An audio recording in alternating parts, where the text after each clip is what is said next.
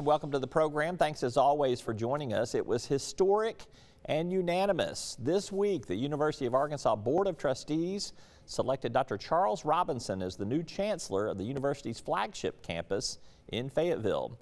Robinson is the first African American to lead the campus. He's a Houston native who's been at the school for more than 20 years, recently serving as interim chancellor. I caught up with Dr. Robinson to see what his first moves will be. This week, Dr. Charles Robinson was named the new chancellor of the University of Arkansas's flagship campus, the University of Arkansas at Fayetteville. We welcome him to the program. Dr. Robinson, congratulations. Thank you for being with us. Thank you, Roe. We appreciate you talking with me, having me on your show. Thank you. Well, we're glad to have you. I suspect that you are on cloud 9 right now. I mean, a dream job, something that you've served in the interim for, something that you were obviously a very desired candidate. A lot of people came out of the woodwork and said, we want this guy to be our next chancellor here. Seriously, what's your reaction to the appointment, and just kind of give me a little bit of how you're going to meet expectations? You got nowhere to go but down at this point. Well, overjoyed, of course.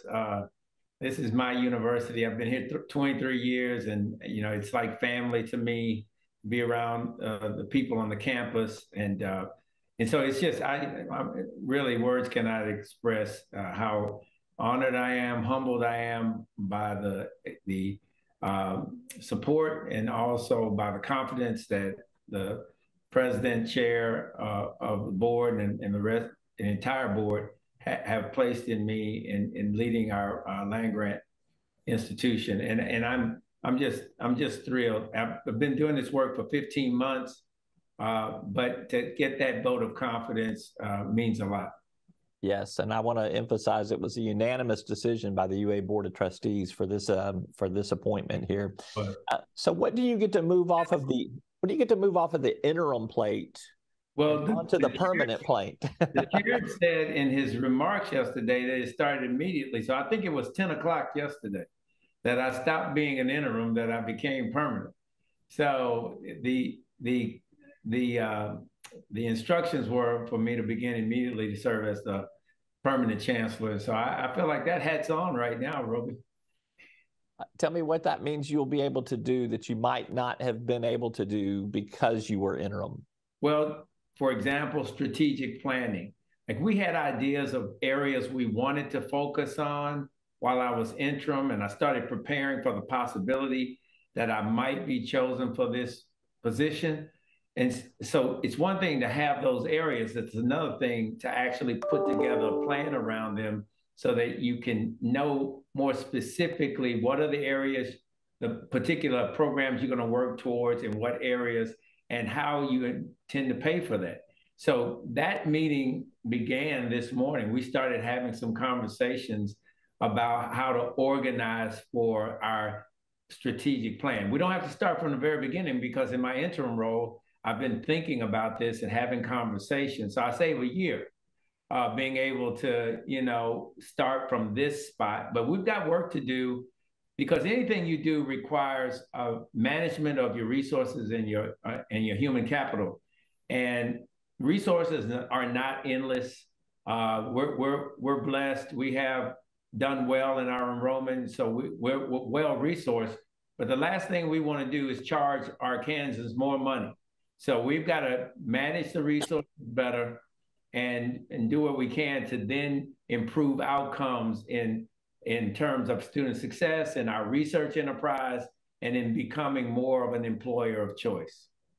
I know one of the things that you said you want to do is advance the university's land grant program there. I think for people who don't know what all that means, explain what that mission is, what you want to see done, and the fact that it really touches all 75 counties in Arkansas, not just Northwest Arkansas. That's right. The University of Arkansas was created to serve the state of Arkansas. And that's why I've always preferred land grant over flagship. Flagship is great. I mean, it says you're the biggest, you've got the most, but it talks about you. Land grant talks about others. And our job, as I see it, is to serve others, to serve the state of Arkansas.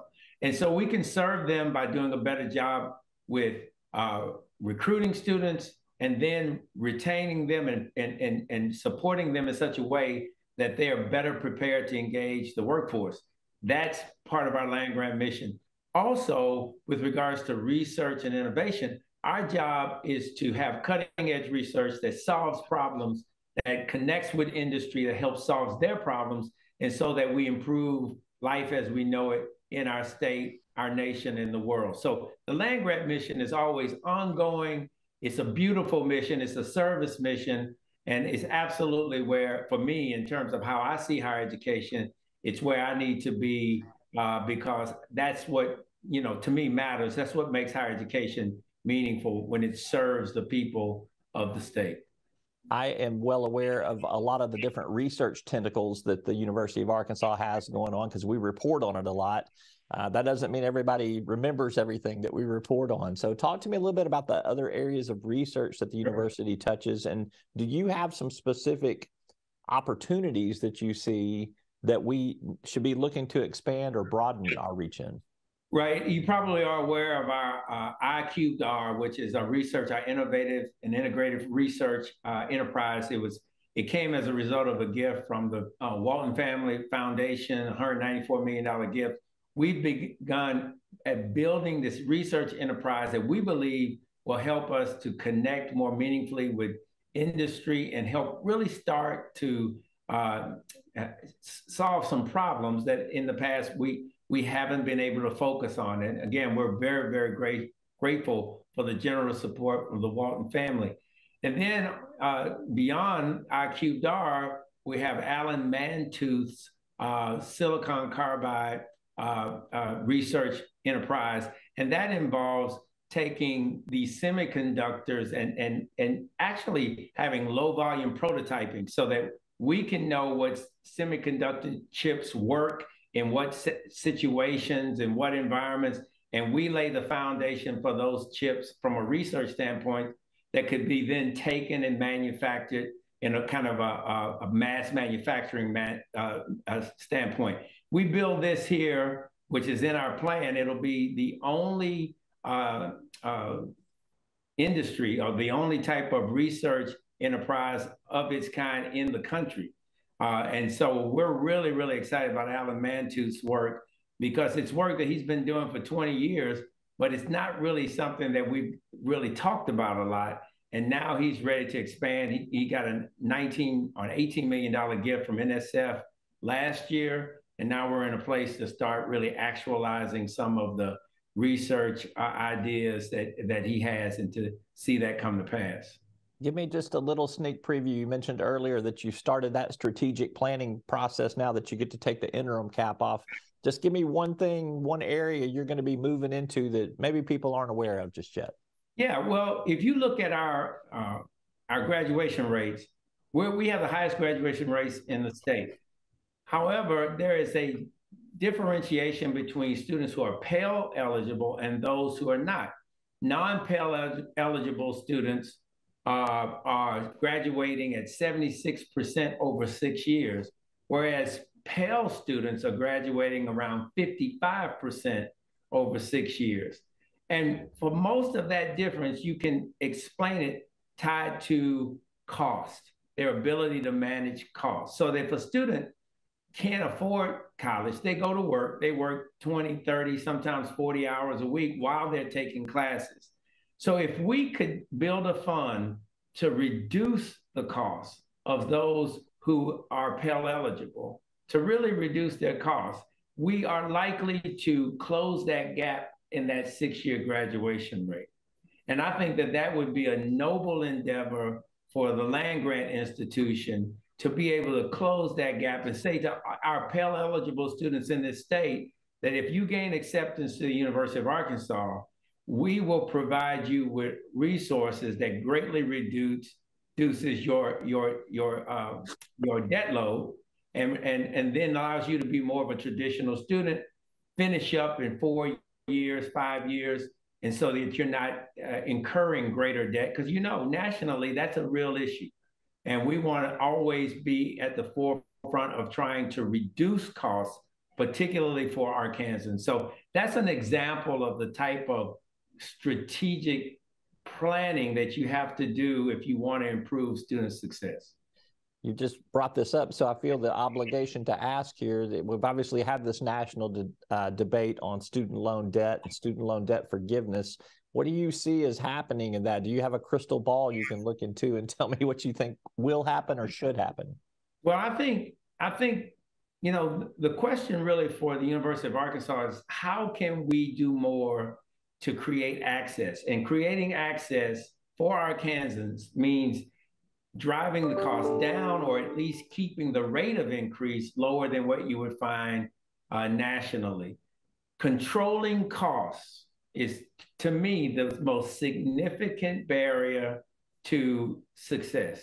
And so I think it's important for us to look at our university, see how we can manage more effectively, get support from donors and those who are really interested in supporting this particular area, and seeing what we can do to increase outcomes. If a student can graduate in 4 years, it will cost them less than if it takes them 6 years to graduate.